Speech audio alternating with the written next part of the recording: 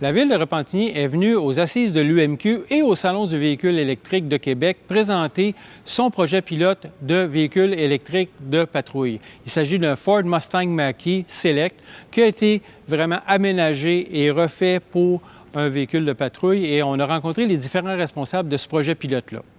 Donc, pour en savoir plus long, je m'entretiens avec Jean-Claude Roch, qui est inspecteur-chef à la logistique au service de police de la Ville de Repentigny. Bonjour, M. Roch. Bonjour. Alors, expliquez-moi d'où viennent les origines, en fait, du projet de voiture Mustang Mach-E de police. Oui, en fait, notre projet a débuté il y a 2 ans, où la Ville de Repentigny s'est questionnée à savoir comment vous pouvez réduire les gaz à effet de serre au niveau du service. Et concernant le service de police, nos véhicules roulent 24 heures sur 24, 7 jours sur 7. Alors, c'était évident pour nous qu'il fallait travailler ce projet-là. On s'est fait accompagner de spécialistes pour analyser nos véhicules, l'usage qu'on en faisait.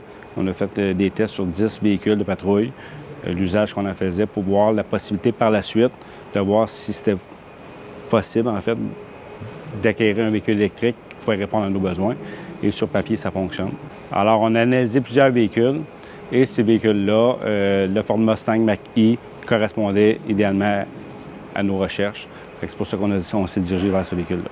Et là, cette question-là, c'est une sous-question, mais vous avez quand même un peu innové parce que récemment, à l'automne dernier, la Ford avait donné à la Michigan State Police un exemplaire de Mustang Mach-E pour les tests annuels qu'ils font chaque année pour les performances des véhicules de patrouille. Et vous avez fait ça avant la réflexion, bien avant ça. Oui, en fait, nous, on avait déjà acquis le véhicule. On l'a acquis en juin.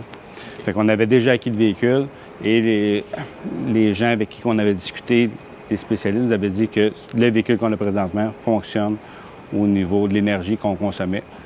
Fait que c'est pour ça qu'on a fait l'acquisition de ce véhicule à ce moment-là. En février, lorsque vous avez annoncé que vous faisiez ce projet pilote-là, on avait vu des photos avec un motif Battenberg qu'on retrouve sur les voitures britanniques, notamment. Qu'est-ce qui est arrivé entre février et aujourd'hui, au mois de mai, parce que là, la voiture est complètement pas pareille?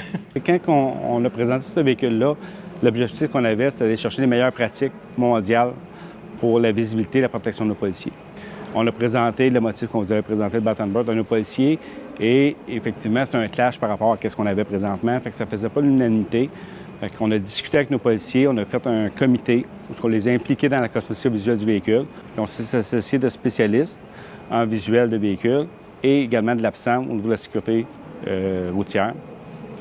Et bien, on a été chercher vraiment des motifs spécifiques. Quand on a rencontré nos policiers, on avait 10 policiers qui participaient à cet atelier-là. On a sorti plein d'idées, mais c'était clair qu'il fallait des motifs de sécurité. Fait qu'on a été chercher les chevrons, on a été chercher des bandes réfléchissantes là, au niveau du véhicule. Fait que c'est là qu'on a décidé de s'en aller vers là. Et bien, on l'a présenté aux policiers, puis c'est vraiment le comité qui a décidé où on en allait. Il a fait l'unanimité au niveau de nos policiers. Et vous parliez tantôt de la période de test qui peut durer jusqu'à 1 an. Oui. J'imagine que l'hiver, et c'est un gros dossier, c'est ainsi, on vient de sortir d'un hiver assez rude. Les gens parlent, les voitures électriques, ça ne charge pas vite l'hiver, tout ça. Fait que ça, c'est toutes des choses que vous allez prendre en considération. Effectivement, on veut poursuivre la période hivernale de 6 mois pour aller chercher des données, pour les comparer avec les données estivales qu'on a eues, pour voir si ça fonctionne. Nos données estivales vont nous avoir permis de dire, OK, dans une charge régulière, je donne un exemple, on fait 150 km par journée de travail. On est capable, on l'a chargé 2 fois. Mais est-ce que dans une charge hivernale, dans l'utilisation qu'on a fait, est-ce qu'il va falloir qu'on la charge 3 fois, 4 fois? On va voir, puis c'est là qu'on va voir comparer vraiment des bonnes données à ce niveau-là. Maintenant, on aborde le volet technique du développement du Ford Mustang Mach-E pour les véhicules de patrouille. Je m'entretiens avec Jonathan Boivin, responsable du développement des affaires chez Cybercar. Bonjour, Jonathan. Bonjour. Alors, en gros, essayez de nous expliquer qu'est-ce que vous avez fait sur le véhicule pour le rendre conforme à une utilisation de véhicule de patrouille. Bon, bien écoute, il y a plusieurs points. Étant donné que le véhicule, c'est un véhicule électrique, c'est pas un véhicule qui était déjà utilisé par les corps de police, il a fallu développer toutes les composantes qu'on fait quand on fait une conversion de police. Fait que le premier item, c'est pas tous les corps de police qui prennent ces items-là, mais ça couvre l'entièreté des besoins des corps de police. Donc, le premier, c'est le pare-choc poussoir qu'on voit ici en avant. Donc, il a fallu le développer au complet. On s'est basé sur des modèles qui étaient préexistants. Donc, on a la pièce de métal, puis on a tous les éléments de lumière qui est alentour. Puis, il y a des éléments techniques à prendre en considération. Donc, être capable de pousser dans une côte de 10 avec du 2900 kg. Donc, il a fallu faire des études d'éléments finis sur les matériaux pour arriver au produit final. Mais ça arrive à exactement le même résultat qu'un Dodge Charger ou qu'un Ford Explorer. Okay. Et puis, l'élément qui est intéressant dans la Ford Mach-E, c'est que c'est un véhicule électrique. Il y a une valise avant qu'on appelle communément un frunk. Bon, ça vient de l'anglais, mais je ne sais pas c'est quoi le terme en français. Ce qui est spécial, c'est qu'on a été capable pour des questions pratiques, de tout mettre l'électronique qui était des équipements qu'on a développés ou que la police a besoin dans un compartiment séparé de l'utilisation des policiers qu'on a fait en arrière. Donc, ce que ça donne, on va le voir ici, c'est tout l'aménagement, tout est positionné ici. Donc, quand on arrive pour faire du service, ça, c'est pas accessible normalement, en temps normal, aux policiers. C'est pour les techniciens de service. Si on a un problème, tout est là. Donc, le service est facile.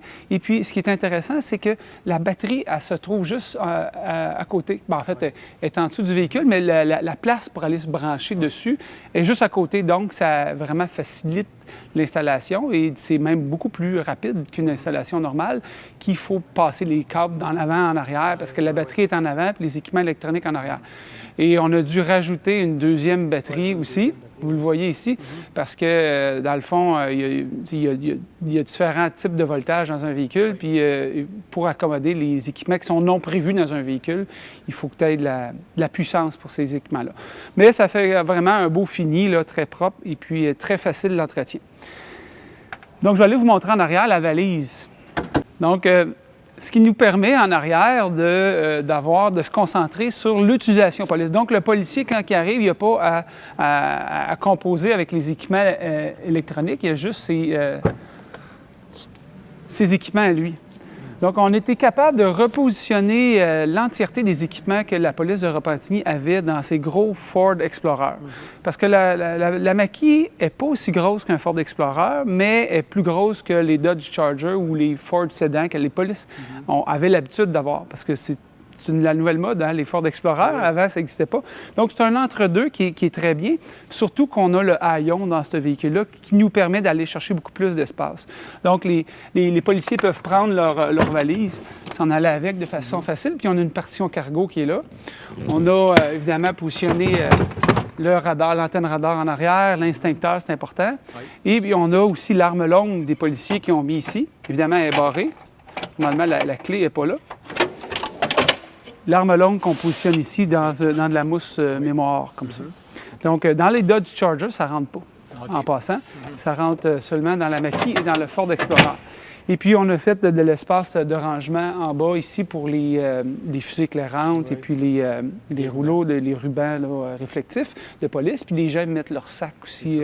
Et puis, on a rajouté aussi une technologie de caméra avec le rétroviseur pour voir mieux à l'extérieur. Oui. Parce que souvent, les policiers, ils ont des partitions prisonniers, on va le voir tantôt à l'intérieur, et puis ils ont des partitions cargo, puis ils ont de l'équipement dans la valise. Donc, ça laisse peu d'espace pour voir, puis c'est important dans une conduite d'urgence, tu veux voir, être visible, je pense qu'on l'a vu tantôt avec Jean-Claude, mais aussi être vu. Donc, la caméra est en arrière de ces équipements-là, puis elle passe où ce que l'essuie-glace passe, donc c'est toujours propre. Puis il y a de l'infrarouge aussi pour la nuit. Normalement, les nouveaux véhicules viennent équipés avec ça. Okay. D'autres, on l'a rajouté pour les besoins de la cause. Donc, vous voyez qu'il y a amplement de place. Un des tours de force majeurs, on pourrait dire, que vous avez fait avec le Ford Mustang Mach-E, c'est d'utiliser l'écran standard, mais vous avez rajouté quelque chose. Oui, en fait, ça fait partie du véhicule de police. L'aménagement d'un véhicule de police, il faut que ça soit ergonomique et il faut que ça soit sécuritaire. C'est un des enjeux pourquoi que les corps de police n'adoptent pas les véhicules 100% électriques. C'est parce qu'on a des gros écrans. On peut penser à la Mach-E, on peut penser à la Tesla. C'est des très bons chars électriques, mais c'est des très mauvais véhicules pour un véhicule de police parce que tu as un gros écran dans le milieu. Donc, les gens, ce qu'ils font, bien, ils mettent un ordinateur portable à côté dans l'espace du deuxième policier et du coussin gonflable, ce qui fait une solution mauvaise au niveau de la sécurité, puis mauvaise au niveau de l'ergonomie également. Donc, nous, ce qu'on a fait, c'est on a envoyé toutes nos applications à l'écran d'origine, puis on a fait un mécanisme qui permet de pivoter l'écran autant du passager que du conducteur pour en faire un vrai bureau mobile. Donc, vraiment, puis on a le clavier aussi qu'on peut retirer ici comme ça puis pouvoir utiliser. Donc, on a travaillé avec des ergonomes de l'APSAM pour développer les positions des équipements. On a libéré les équipements pour la ceinture de sécurité. Donc, ça fait vraiment une console qui est basse et puis qui est parfaitement adaptée pour le véhicule de police. On a même fait une console en haut pour mettre les contrôles de gyrophare. Okay. Et on parle de console aussi, la console centrale, c'est vraiment pas ce qu'on retrouve dans le maquet ordinaire. Là. Pas du tout, parce que dans la maquet ordinaire, là, ça vient à peu près ça dos. Imaginez ce dos là, avec les équipements que vous avez alentour de la ceinture, puis positionner tous les équipements qu'on a dans un véhicule de police, c'est impossible. Donc, on a dû tout enlever, puis on a tout repassé à zéro, là, vraiment adapté à un véhicule de police. Okay. Puis pour terminer, justement, l'espace à l'arrière a été repensé, bien sûr, pour le confort, on peut dire, des prévenus ou... Oui, bien en fait, c'est pas vraiment pour le confort, mais c'est plus pour les policiers quand ils vont mettre des détenus ou des suspects en arrière du véhicule de police.